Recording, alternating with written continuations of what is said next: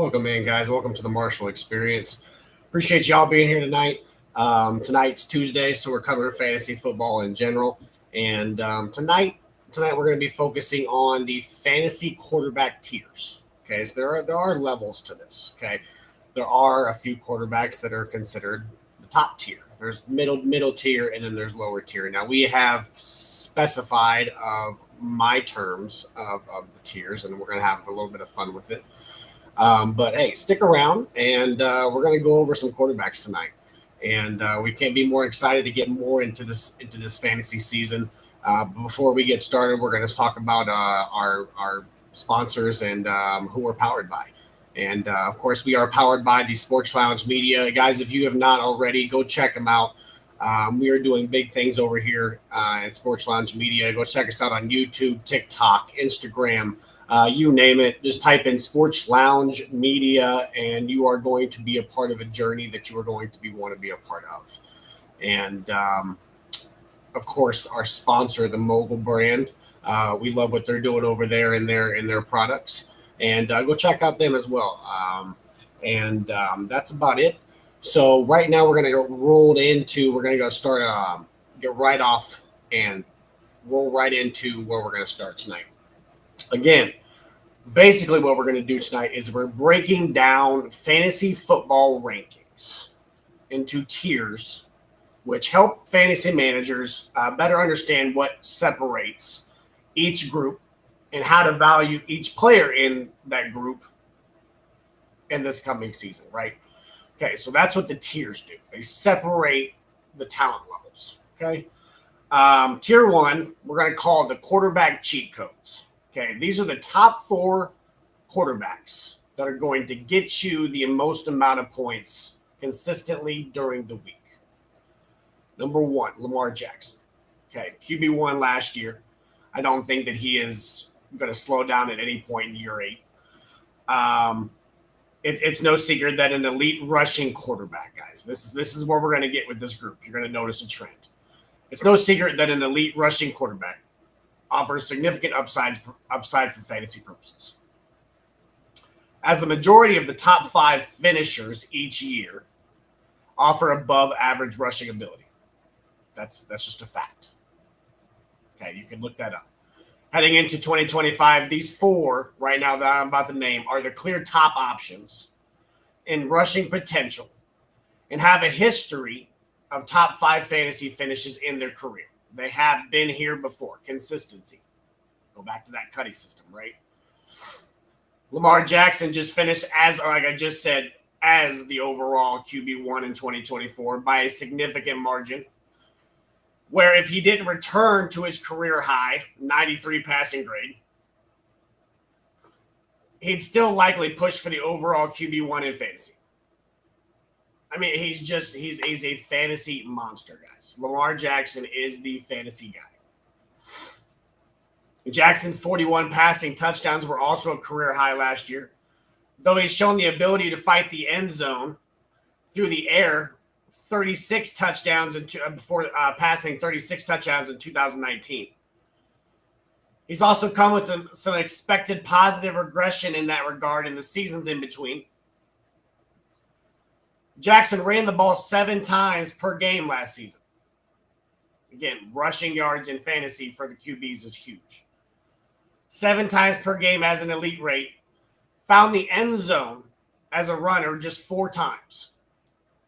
Despite posting the second most rushing yards, which was 852 for the position on the year. Okay, so I think Jalen had him last year. I think there's even a little bit of room for improvement there, even with Derrick Henry in the lineup. Next player, we're going to talk about Jayden Daniels at 2. Jayden Daniels immediately established himself as a threat to Jackson's running throne in his rookie season. He surpassed Jackson in rushing yard at 864, runs per game, which at 8 to 7. All league leading marks. Not only did Daniels thrive as a runner, but he earned a top 5 mark in PFF passing grade as a rookie, which is naturally going to contribute for high expectations heading into year 2, right? I mean, the guy can't slow down. That's for sure. If he delivers on those expectations, it would make him worthy of being in conversation of QB1 rankings. Okay. Number 3 and 4, we're going to talk about in the same group here. Both Josh Allen and Jalen Hurts. I have Josh Allen at 3 and Jalen Hurts at 4. They're no strangers to the top tier ranking. Okay. Allen has finished no lower than QB2 every year since 2020. Hurts has ranked as the QB 3, 2, and 6 over the past 3 years. Allen is arguably the most deserving of being ranked as probably overall QB1 right now, right? MVP. Though he offers the least amount of rushing upside in this group.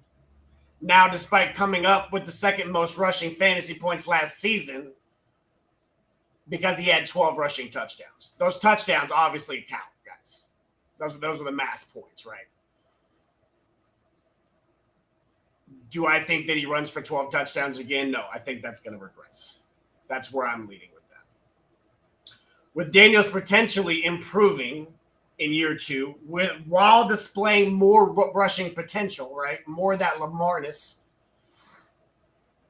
I think that pushed Allen and Hurts down a little bit. But I think that rounds out the top 4. I think, Josh Allen, Lamar, 1, 2.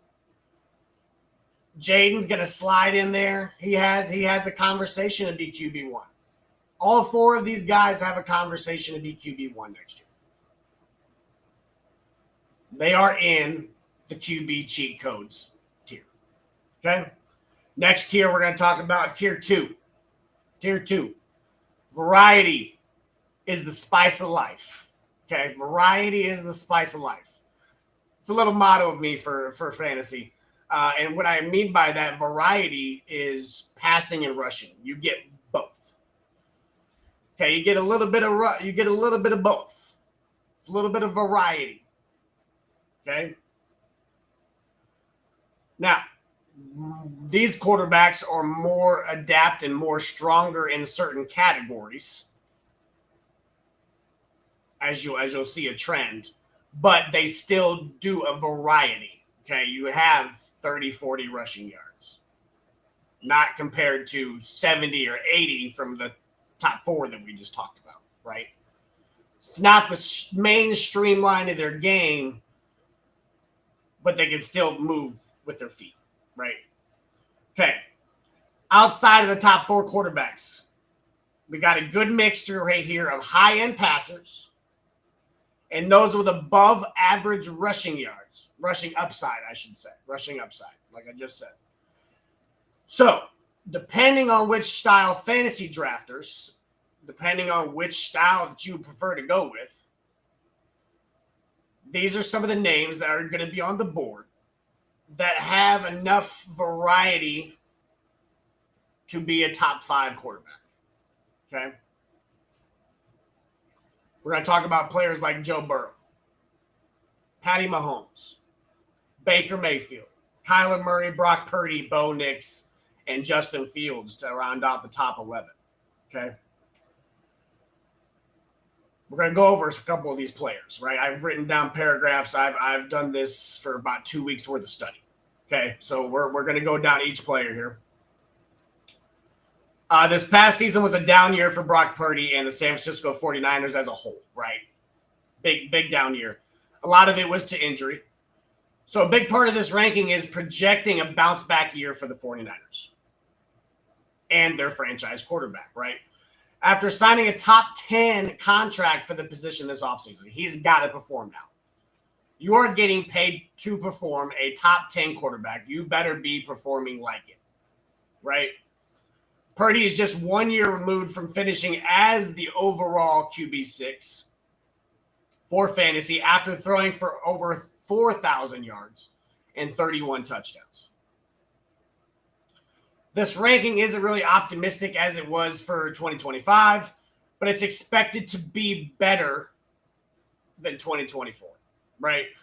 When his efficiency and accuracy dropped off at the end of the season. I think that this is a bounce back year. You got your money, you got your bag. It's time to perform, right? I think helping Purdy's case is that he flashed more rushing upside than he ever has last season. He ran about 4 times a game and delivered 4.2 rushing fantasy points per game. So it would amount to about 40 yards, 42 yards. Okay. This ranks only behind Kyler Murray and Justin Fields in points per game rushing.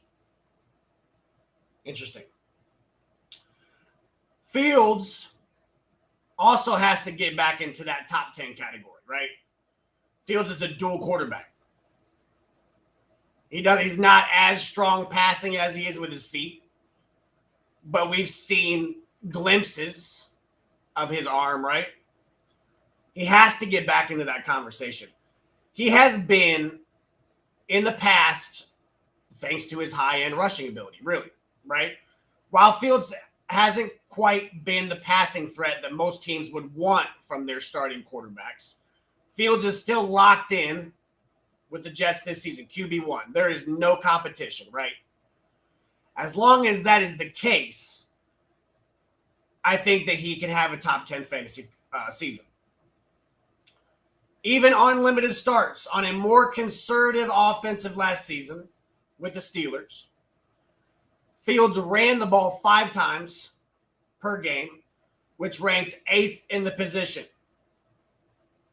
Thanks to how well he does with those attempts, he ranked 4th among all quarterbacks in fantasy points per dropback, only behind Jackson, Hurts, and Allen.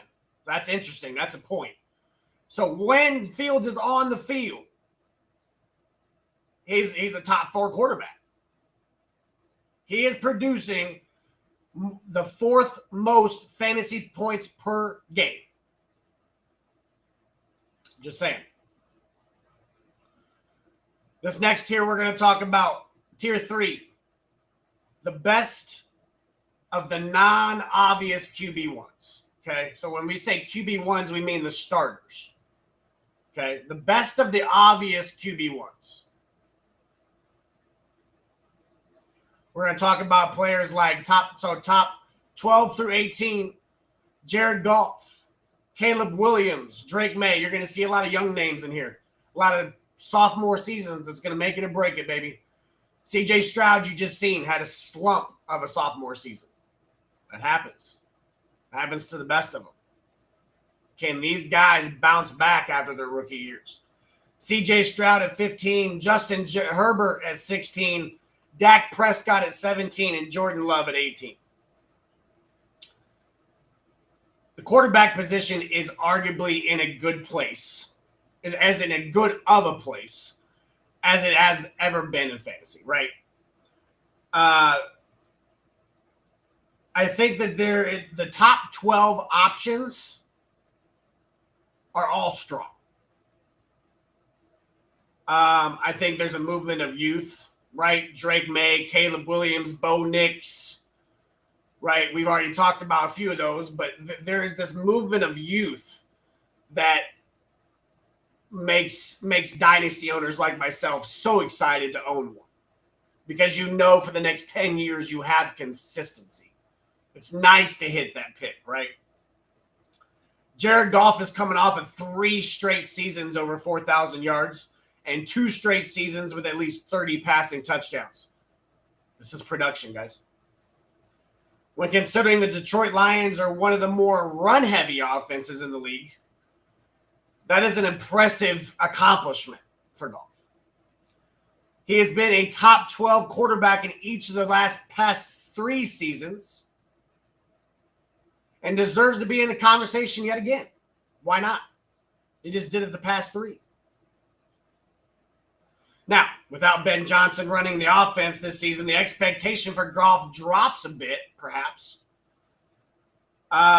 which will hopefully transfer over to Caleb Williams, is who we'll talk about next. But I don't think we're quite there yet. Even if Williams' ranking is optimistic after a disappointing rookie season, I think he's really set to thrive in 2025. I think with the new head coach, with the new year two, with the chemistry of the team, I think Caleb Williams is going to have a very strong fantasy season.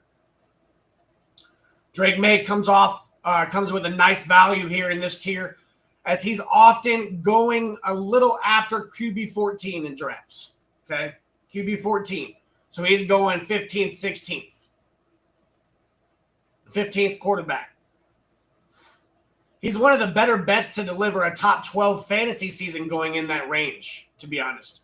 May offers solid rushing upside based on what we saw from him in college and his rookie year in New England. He's averaged 4.5 runs per game last year, which ranked only behind Jaden Daniels among quarterbacks with at least 100 dropbacks. May's offensive situation should also get you better in year two with a new coaching staff, right? Improved receiving core with Stephon Diggs, Kyle Williams they drafted. There's a better room for May to have a much better season than his QB 21 last year. Okay, guys, he had a QB 21 finish last year, and he started at week 6. He missed 6 weeks. He's gonna have a top 15, top 12 performance this year. The next tier we're going to talk about. This tier is called the Superflex Starters. Now, if you are in a Superflex league, this is this little SQ down there, that little symbol, Superflex, SF, SQ, whatever you want to call it. It is where you can put a quarterback, a running back, a wide receiver. You can put anything in there, right? So this is basically 2 quarterback leagues. Quarterback, Superflex, right? Superflex starters. So these are quarterbacks that I would not start as my QB1, but I would start as the Superflex. Names like Trevor Lawrence, J.J. McCarthy, Tua Tagovailoa, Michael Penix Jr., Matthew Stafford, Bryce Young, Sam Darnold, Cam Ward, and Geno Smith. Okay? Now, this tier offers the starting NFL quarterbacks who really don't have any questions surrounding their starting ability, right? These are the starters for their teams. It keeps them as viable depth options for fantasy and likely starters in most Superflex formats, right? J.J. McCarthy is one of the more intriguing fantasy options, perhaps, heading into this season. He is essentially a rookie in the NFL after missing the entire 2024 season. However, he steps into a prime spot for passing potential in the quarterback guru, Kevin O'Connell, that offers now Justin Jefferson, Jordan Addison, TJ Hawkinson, and Aaron Jones. This same offense that allowed Sam Darnold to deliver 20 fantasy points per game last season, finishing as a QB7. Obviously, we know the Sam Darnold situation. He's destined to be a backup. I mean, he had a stellar year, earned himself a 3-year contract in Seattle off the same offense that J.J. McCarthy, who is arguably maybe a better quarterback coming into the same system, who's had a year to learn it. You know, so J.J. McCarthy is definitely interesting. Darnold, speaking of, meanwhile, joins his 5th new team since entering the league, though he is coming off his best season, earning a top 10 overall PFF grade and passing grade in the regular season. He also resulted in a top 10 fantasy finish in 2024, though new challenges are likely to emerge with this new offense, right? Darnold's final 2 games, week 18 in the wild card round, we really saw what the true colors were, okay? They were not anywhere close to the level of performance that he had displayed all season. So on top of joining a new offense, there's concern that he regresses, right? How does he snap back into this Sam Darnold that was MVP material? This 2024 season as a whole was encouraging enough for me, as long as with the new contract, which will keep him as a season-long starter in a super flex starting territory as well, right? So the 3-year contract puts him in position to add depth the next couple of years. Tier 5. Okay, we're going to talk about 6 quarterbacks here. Starters with question marks. Starters with question marks. Aaron Rodgers at 28. Anthony Richardson at 29. Russell Wilson at 30. Joe Flacco at 31. Tyler Show at 32 for New Orleans.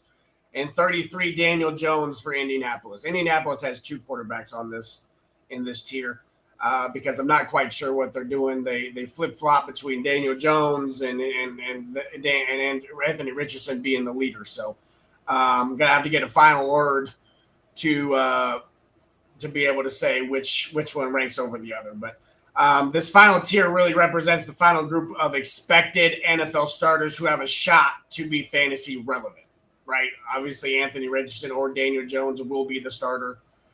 You got Aaron Rodgers, who's the starter in Pittsburgh. Russell Wilson possibly could be the starter for the Giants. Joe Flacco is leading. Maybe it's Sanders week 1. We don't know, right? These are all the questions. Anthony Richardson's fantasy upside is undeniable, right, due to his elite rushing. However, he's dealt with numerous injuries, poor play, getting benched, hurt again. And again, Daniel Jones may very well start the season for the Colts. On the chance that Richardson does get the starting job, he offers enough value for fantasy that he comes out ahead of Jones in the rankings, I believe, with the rushing ability, right? But there's still concern of him being on a short enough leash that he might not be the starter for the entire season anyway, right? Because these guys might flip-flop.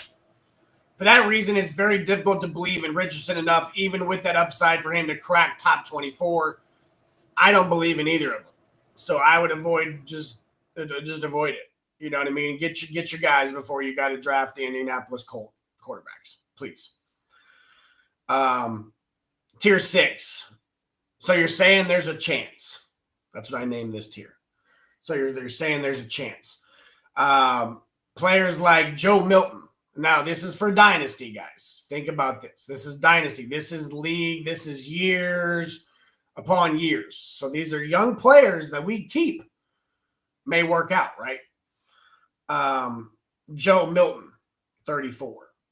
Jalen Milroe for Seattle, 35. That's an interesting one because of Sam Darnold, right? Sam Darnold starts regressing. They've said that Jalen Milroe looks really good because of Dak's contract situation. What if Dak can't get the job done again this year? Do they go to the young kid? You know, there's so many questions. Jameis Winston, who's a backup. Jackson Dart, backup. Shadur Sanders could start week 1. Kirk Cousins, maybe he gets traded. And Kenny Pickett for Cleveland. I threw Kenny Pickett in there just because we don't know what Cleveland's quarterback situation is, right? This is the final tier of quarterbacks is ordered by fantasy potential if they were to somehow take over a starting role at some point this season.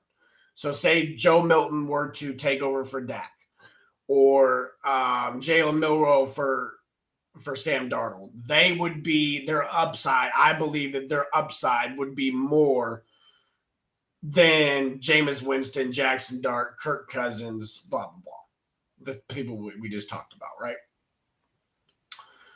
Joe Milton's one game in 2024 where he delivered 21 fantasy points on the back of a rushing touchdown to go along with 241 passing yards and a passing touchdown, encouraging enough for me to let him top this list, right? There's a small sample size, but outside of the top 200 in ADP, which is that average draft position, right? That matters very little when it comes to what kind of output being within his range of outcomes. Okay, so you're saying there's a chance. Get how I'm naming these tiers now. So guys. These are some quarterbacks that I would keep my eye on.